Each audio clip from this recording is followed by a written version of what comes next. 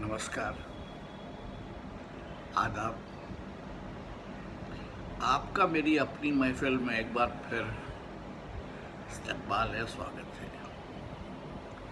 जी हाँ, वही महफ़िल जिसमें मैं आजकल आपको सादत हसन मंटो के अफ़साने सुना रहा हूँ। आज मैं आपको सुना रहा हूँ उनका अफ़साना फोभा बाई। आइए सुनिए। फोभा बाई। हैदराबाद से शहाब आया तो उसने बॉम्बे सेंट्रल स्टेशन के प्लेटफॉर्म पर पहला कदम रखते ही हनीफ से कहा, देखो भाई, आज शाम को वो मामला ज़रूर होगा, वरना याद रखो मैं वापस चला जाऊंगा। हनीफ को मालूम था कि वो मामला क्या है। चुनांचे शाम को उसने टैक्सी ली, शहाब को साथ लिया, ग्रांट रोड के एक नाके पर एक दलाल को बुलाया, उससे कहा, मेरे दोस्त हैदराबाद से आए हैं, उनके लिए एक अच्छी छोकरी चाहिए। दलाल ने अपने कान से अड़सी हुई बीड़ी निकाली और उसको होंठों में दबाकर कहा, दखनी चलेगी? हनीफ ने शहाब की तरफ सवालिया नज़रों से देखा। शहाब ने कहा, नहीं भाई, मुझे कोई मुसलमान चाहिए। मुसलमान? दलाल ने बीड़ी को चूसा। चलिए। और ये कहकर वो टैक्सी की अगली नशिस्त पर बैठ गया। ड्राइवर से उसने कुछ कहा। टैक्सी स्टार्ट हुई और मुख्तलिफ बाज़ारों से होती हुई फॉरजेट स्ट्रीट की साथ वाली गली में दाखिल हुई। ये गली एक पहाड़ी पर थी, बहुत ऊंचाई थी। ड्राइवर ने गाड़ी को फर्स्ट गियर में डाला। हनीफ को ऐसा महसूस हुआ कि रास्ते में टैक्सी रुककर वापस चलना शुरू कर देगी, मगर ऐसा ना हुआ। दलाल ने ड्राइवर को ऊंचाई के एंड आखिरी सिरे पर, जहां चौक सा बना था, रुकने के लिए कहा। हनीफ कभी इस तरफ नहीं आया था। ऊंची पहाड़ी थी जिसके दाएं तरफ एकदम ढलान थी। जिस बिल्डिंग में दलाल दाखिल हुआ उसकी सिर्फ 2 मंजिलें थी। हालांकि दूसरी तरफ की बिल्डिंगें सबकी सब 4 मंजिला थी। हनीफ को बाद में मालूम हुआ कि ढलान के बायस उस बिल्डिंग की 3 मंजिलें नीचे थी, जहां लिफ्ट नहीं जाती थी। शहाब और हनीफ दोनों खामोश बैठे रहे। उन्होंने कोई बात न की। रास्ते में दलाल ने उस लड़की की बहुत तारीफ की थी जिसको लाने उस बिल्डिंग में गया था। उसने कहा था, बड़े अच्छे ख़ानदान की लड़की है, स्पेशल तौर पर आपके लिए निकाल रहा हूँ। दोनों सोच रहे थे ये लड़की कैसी होगी जो स्पेशल तौर पर निकाली जा रही है। थोड़ी देर के बाद दलाल नमूदार हुआ। वो अकेला था। ड्राइवर से उसने कहा, गाड़ी वापस करो। ये कहकर वो अगली सीट पर बैठ गया। गाड़ी एक चक्कर लेकर मुड़ी। 3-4 बिल्डिंगें छोड़कर दलाल ने ड्राइवर से कहा, रोक लो। फिर हनीफ से मुखातिब हुआ, आ रही है। पूछ रही थी, कैसे आदमी है? मैंने कहा, नंबर 1। 10-15 मिनट के बाद एकदम टैक्सी का दरवाज़ा खुला और एक औरत हनीफ के साथ बैठ गई। रात का वक्त था। गली में रोशनी कम थी, इसलिए शहाब और हनीफ उसको अच्छी तरह न देख सके। सीट पर बैठते ही उसने कहा, चलो। टैक्सी तेजी से नीचे उतरने लगी। हनीफ के पास कोई ऐसी जगह ना थी जहां कोई मामला हो सके। चुनांचे जहां तय पाया था वो डॉक्टर खान साहब के यहाँ चले गए। वो मिलिट्री अस्पताल में थे और उसको वहीं 2 कमरे मिले हुए थे। शहाब ने बम्बई आते ही उसको फ़ोन कर दिया था कि हनीफ के साथ रात को उसके पास आएगा और मामला साथ ही होगा। चुनांचे टैक्सी मिलिट्री अस्पताल में पहुंची। दलाल 100 रुपया लेकर ग्रांट रोड पर उतर गया। रास्ते में भी शहाब और हनीफ उस औरत को अच्छी तरह ना देख सके। कोई ख़ास बातें भी ना हुई। शहाब ने जब उससे अपने ठेठ हैदराबादी लहजे में पूछा, आप कैश में गिरामी? तो उस औरत ने कहा, फोभा बाई। फोभा बाई, हनीफ सोचता रह गया, ये कैसा नाम है। डॉक्टर खान उनका इंतजार कर रहा था। सबसे पहले शहाब कमरे में दाखिल हुआ। दोनों गले मिले, खूब एक दूसरे को गालियां दी। डॉक्टर खान ने जब एक जवान औरत को दरवाजे में देखा तो एकदम खामोश हो गया। आइए आइए, उसने अपने सीने पर हाथ रखा। डॉक्टर खान, आप? उसने शहाब की तरफ देखा। शहाब ने उस औरत की तरफ देखा। औरत ने कहा, फोभा बाई। डॉक्टर खान ने बढ़कर उसे हाथ मिलाया। आपसे मिलकर बहुत खुशी हुई। फोभा बाई मुस्कुराई। मुझे भी खुशी हुई। शहाब और हनीफ ने एक दूसरे की तरफ देखा। डॉक्टर खान ने दरवाज़ा बंद कर दिया और अपने दोस्तों से कहा, आप दूसरे कमरे में चले जाइए, मुझे कुछ काम करना है। शहाब ने जब फोभा बाई से कहा चलिए, तो उसने डॉक्टर खान का हाथ पकड़ लिया। नहीं, आप भी तशरीफ़ लाइए, आप तशरीफ़ ले चलिए, मैं आता हूँ। ये कहकर डॉक्टर खान ने अपना हाथ छुड़ा लिया। शहाब और हनीफ फोभा बाई के साथ अंदर गए। थोड़ी देर गुफ्तगू हुई तो उनको मालूम हुआ कि उसकी ज़बान मोटी थी। वो शीन और सीन अदा नहीं कर सकती थी। उसके बदले उसके मुंह से फे निकलती थी। उसका नाम इस लिहाज से शोभा बाई था, लेकिन कुछ देर और बातें करने का उनको पता चला शोभा उसका असली नाम नहीं था। वो मुसलमान थी। जयपुर उसका वतन था, जहां से वो 4 साल हुए भागकर बम्बई चली आई थी। इससे ज्यादा उसने अपने हालात ना बताए। मामूली शक्ल सूरत थी, आंखें बड़ी नहीं थी, नाक भी खुशवजा नहीं थी। बालाई होठों के ऐन दरमियान एक छोटे से जख्म का निशान था। जब वो बात करती तो ये निशान थोड़ा सा फैल जाता। गले में उसने जड़ाऊ नेकलेस पहना हुआ था और दोनों हाथों में सोने की चूड़ियां। बहुत ही बातूनी औरत थी।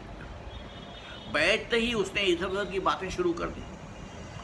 हनीफ और शहाब सिर्फ हूँ हाँ करते रहे। फिर उसने उनके बारे में पूछना शुरू किया कि वो क्या करते हैं, कहाँ रहते हैं, क्या उम्र है, फादी फुदा हैं या गैर फादी फुदा, हनीफ इतना दुबला क्यों है, फहाब ने 2 मसनूई दांत क्यों लगाए हुए हैं, गोफ्त खोरा था तो उसका इलाज डॉक्टर खान से क्यों नहीं कराया, फरमाता क्यों है, फेर क्यों नहीं गाता। शहाब ने उसे कुछ शेर सुनाए। शोभा ने बड़े जोरों की दाद दी। जब शहाब ने ये शेर सुनाया, खेतों को दे लो पानी, अब बह रही है गंगा, कुछ कर लो नौजवानों, उठती नौजवानियां हैं, तो शोभा उछल पड़ी। अरे वाह जनाब, वाह साहब, वाह, बहुत अच्छा फेर है, उठती जवानियां, वाह वाह। उसके बाद शोभा ने बेशुमार शेर सुनाए, बिल्कुल बेजोड़, बेतुके, जिनका सर था न पैर। शेर सुनाकर उसने शहाब से कहा, फहाब साहब, मज़ा आया आपको? शहाब ने जवाब दिया, बहुत। शोभा ने शर्मा कर कहा, ये फेर मेरे थे, मुझे फायरी का बहुत फौक है। शहाब और हनीफ दोनों ने एक दूसरे की तरफ देखा और मुस्कुरा दिया। उसके बाद सिर्फ एक सही शेर शोभा ने सुनाया, कभी तो मेरे दर्द दिल की खबर ले, मेरे दर्द से आ फना होने वाले। ये शेर हनीफ कई बार सुन चुका था और शायद पढ़ भी चुका था, मगर शोभा ने कहा, हनीफ साहब, ये फेर भी मेरा है। हनीफ ने खूब दाद दी, माशाअल्लाह, आप तो कमाल करती है। शोभा चौंकी, माफ़ कीजिएगा, मेरी ज़बान में तो कुछ ख़राबी है, लेकिन आपने क्यों माफा अल्लाह के बदले माफा अल्लाह कहा। हनीफ और शहाब दोनों बेख्तियार हंस पड़े। शोभा भी हंसने लगी। इतने में डॉक्टर खान आ गया। उसने अंदर दाखिल होते ही शोभा से कहा, क्यों जनाब, इतनी हंसी किस बात पर आ रही है? ज्यादा हंसने के बायस शोभा की आंखों में आंसू आ गए थे। उसने रुमाल से उनको पोंछा और डॉक्टर खान से कहा, एक बात ऐसी हुई कि हम सब हंस पड़े। शोभा ने उससे कहा, आइए बैठिए। चारपाई की एक तरफ सरक कर उसने डॉक्टर खान का हाथ पकड़ा, उसे अपने पास बिठा लिया। फिर शेर व शायरी शुरू हो गई। शोभा ने लंबी लंबी 4 बेतुकी गजलें सुनाई। सबने दाद दी। शहाब उकता गया। वो मामला चाहता था। हनीफ उसके बदले हुए तेवर देखकर भाप गया। चुनाचे उसने शहाब से कहा, अच्छा भाई, मैं रुखसत चाहता हूँ, इंशाअल्लाह कल सुबह मुलाकात होगी। वो ये कहकर कुर्सी पर से उठा, मगर शोभा ने उसका हाथ पकड़ लिया। नहीं, आप नहीं जा सकते। हनीफ ने जवाब दिया, मैं माजरत चाहता हूँ, मेरी बीवी मेरा इंतज़ार कर रही होगी। ओ, लेकिन नहीं, आप थोड़ी देर और ज़रूर बैठे, अभी तो सिर्फ 11 बजे हैं। शोभा ने इसरार किया। शहाब ने एक जमाई ली। अरे बहुत वक्त हो गया है। शोभा ने मुस्कुराकर शहाब की तरफ देखा। मैं सारी रात आपके पास रहूंगी। शहाब का तकद्दुर दूर हो गया। हनीफ थोड़ी देर बैठा, फिर रुखसत ली और चला गया। दूसरे रोज सुबह 9 बजे के करीब शहाब आया और रात की बात सुनाने लगा। अजीब व गरीब औरत थी ये फोबा बाई। पीठ पर बालिश भर ऑपरेशन का निशान था। कहती थी कि वो एक लकड़ी वाले सेठ की दाश्ता थी। उसने एक फिल्म कंपनी खोल दी थी। उसके चेकों पर दस्तखत शोभा के ही होते थे। मोटर थी जो अब तक मौजूद है। नौकर चाकर थे। लकड़ी वाला सेठ उससे बेहद मोहब्बत करता था। उसके पेट का ऑपरेशन हुआ तो उसने 1000 रुपया यतीम खाने को दिया। हनीफ ने ये पूछा, ये लकड़ी वाला सेठ अब कहाँ है? शहाब ने जवाब दिया, अरे दूसरी दुनिया में टाल खोले बैठा है। औरत खूब थी ये फोबा बाई। मैं दूसरे कमरे में सो गया तो डॉक्टर खान के साथ लेट गई। सुबह 5 बजे खान ने उससे कहा, अब जाओ। शोभा ने कहा, अच्छा मैं जाती हूँ, लेकिन ये मेरे जेवर तुम अपने पास रख लो। मैं अकेली इनके साथ बाहर नहीं निकलती। हनीफ ने पूछा, डॉक्टर ने जेवर रख लिए? शहाब ने सर हिलाया। हाँ, पहले तो उसका ख्याल था कि नकली हैं, मगर दिन की रोशनी में जब उसने देखा तो असली थे। और वो चली गई।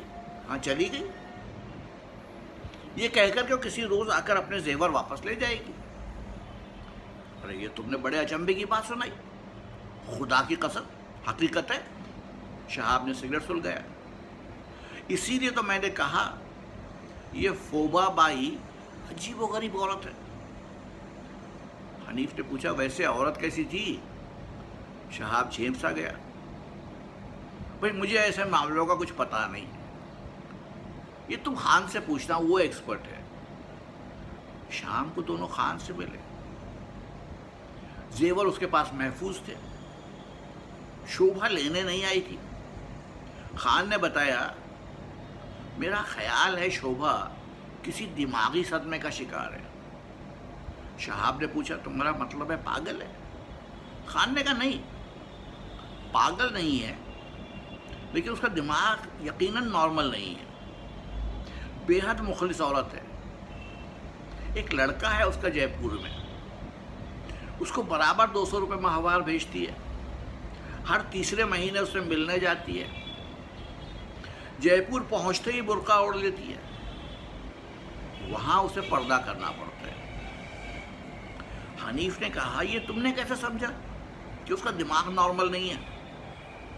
खान ने जवाब दिया, भाई मेरा ख्याल है नॉर्मल होती तो अपने 1,500-2,000 के जेवर एक अजनबी के पास क्यों छोड़ जाती? इसके अलावा उसको मॉर्फिया के इंजेक्शन लेने की आदत है। साहब ने पूछा, नशा होता है किस्म का? खान ने जवाब दिया, बहुत ही खतरनाक किस्म का, शराब से भी बदतर। इसकी आदत कैसे पड़ी उसको? साहब ने मेज पर से पेपर वेट उठाकर दवात पर रख दिया। ऑपरेशन हुआ तो बिगड़ गया, दर्द शिद्दत का था। उसका एहसास कम करने के लिए डॉक्टर मॉर्फिया के इंजेक्शन देते रहे, तकरीबन 2 महीने तक। बस आदत हो गई। डॉक्टर खान ने मॉर्फिया और उसके खतरनाक असरात पर एक लेक्चर सा शुरू कर दिया। 1 हफ्ता हो गया, शोभा ना आई। साहब वापस हैदराबाद चला गया। डॉक्टर खान जेवर लेकर हनीफ के पास आया कि चलो दे आए। हनीफ ने ग्रांट के नाके पर दलाल को बहुत तलाश किया, जो शहाब और हनीफ को शोभा के मकान के पास ले गया था, मगर वो ना मिला। हनीफ को इतना मालूम था कि गली कौन सी है और बिल्डिंग कौन सी है। डॉक्टर ने कहा, ठीक है, हम पता लगा लेंगे। ये जेवर मैं अपने पास नहीं रखना चाहता, चोरी हो गए तो क्या करूंगा? तो अजीब बेपरवाह औरत है। दोनों टैक्सी में वहां पहुंच गए। डॉक्टर खान को हनीफ ने बिल्डिंग बता दी और कहा, मैं नहीं जाऊंगा भाई, तुम तलाश करो उसे। डॉक्टर खान अकेला उस बिल्डिंग में दाखिल हुआ। 1-2 आदमियों से पूछा, मगर शोभा का कुछ पता ना चला। नीचे से लिफ्ट ऊपर को आई तो होटल का छोकरा प्यालियां उठाए बाहर निकला। खान ने उससे पूछा तो उसने बताया कि सबसे निचली मंजिल के आखिरी फ्लैट पर चले जाओ। लिफ्ट के जरिए से खान नीचे पहुंचा। आखिरी फ्लैट की घंटी बजाई। थोड़ी देर के बाद एक बुढ़िया ने दरवाजा खोला।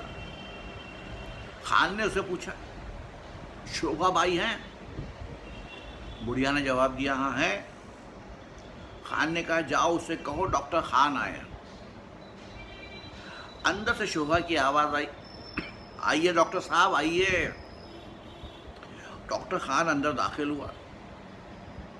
छोटा सा ड्राइंग रूम था, चमकीले फर्नीचर से भरा हुआ। फर्श पर कालीन बिछे हुए थे। बुढ़िया दूसरे कमरे में चली गई। फौरन ही शोभा की आवाज आई, डॉक्टर साहब आ जाइए, मैं बाहर नहीं आ सकती। डॉक्टर खान दूसरे कमरे में दाखिल हुआ। शोभा चादर ओढ़े लेटी थी। खान ने उसे पूछा, क्या बात है? शोभा मुस्कुराई, कुछ नहीं डॉक्टर साहब, तेल मालिश करा रही थी। डॉक्टर पलंग के पास कुर्सी पर बैठ गया। जेब से रुमाल निकाला जिसमें जेवर बंधे थे, खोलकर उसको पलंग पर रख दिया। कब तक मैं तुम्हारे इन जेवरों की हिफाजत करता रहूंगा? तुम ऐसी गई कि फिर उधर का रुख तक न किया। शोभा हंसी, मुझे बहुत काम थे, लेकिन आपने क्यों तकलीफ की? मैं खुद आकर ले जाती। फिर उसने बुढ़िया से कहा, चाय मंगा डॉक्टर साहब के लिए। डॉक्टर ने कहा, नहीं मुझे अब जाना है। कहाँ? अस्पताल। टैक्सी में आए आप? हाँ। बाहर खड़ी है। डॉक्टर ने सर के इशारे से हाँ कहा। तो आप चलिए, मैं आती हूँ। ये कहकर उसने जेवर तकिए के नीचे रख दिया और रुमाल डॉक्टर खान को दे दिया। डॉक्टर खान हनीफ के पास पहुंचा तो उसने पूछा, मिल गई? डॉक्टर मुस्कुराया, मिल गई, आ रही है। 15-20 मिनट के बाद शोभा ने तेजी से टैक्सी का दरवाज़ा खोला, अंदर बैठ गई। डॉक्टर खान के कमरे में देर तक फजूल किस्म की शेरबाजी होती रही। हिजरो विसाल और इश्क मोहब्बत के बेशुमार आमियाना अशार शोभा ने सुनाए और उन्हें अपने नाम से मंसूब किया। डॉक्टर खान और हनीफ ने खूब दाद दी। शोभा बहुत खुश हुई और कहने लगी, याकूब फेट घंटों मुझसे फेर सुना करता है। याकूब सेठ वो लकड़ी वाला सेठ था जिसने शोभा के लिए एक फिल्म कंपनी खोली थी। डॉक्टर खान और हनीफ हंस पड़े, शोभा भी हंसने लगी। डॉक्टर खान और शोभा की दोस्ती हो गई। शुरू शुरू में तो वो हफ्ते में 2 बार आती, अब करीब करीब हर रोज आने लगी थी। रात आती, सुबह सवेरे चली जाती, शाम को बिला नागा मॉर्फिया का इंजेक्शन लेती। डॉक्टर इंजेक्शन लगाने से पहले उसके बाजू पर बेहिस करने वाली दवा लगा देता। ये ठंडी ठंडी चीज उसे बहुत पसंद थी। 3 महीने गुजरे तो शोभा जयपुर जाने के लिए तैयार हुई। मोटर अपनी खान के हवाले कर दी कि वो उसका ध्यान रखे। डॉक्टर उसे स्टेशन पर छोड़ दे गया। देर तक गाड़ी में एक दूसरे से बातें करते रहे। जब गाड़ी चलने लगी तो शोभा ने एकदम डॉक्टर का हाथ पकड़ लिया। मुझे एकदम ऐसा लगा है कि कुछ होने वाला है। डॉक्टर ने कहा, क्या होने वाला है? शोभा के चेहरे से वहशत बरसने लगी। मालूम नहीं, मेरा दिल बैठा जा रहा है। डॉक्टर खान ने उसे दम दिलासा दिया। गाड़ी चल दी। दूर तक शोभा का हाथ हिलता रहा। जयपुर से शोभा के 2 खत आए, जिनसे सिर्फ इतना पता चलता था कि वो खैरियत से पहुंच गई।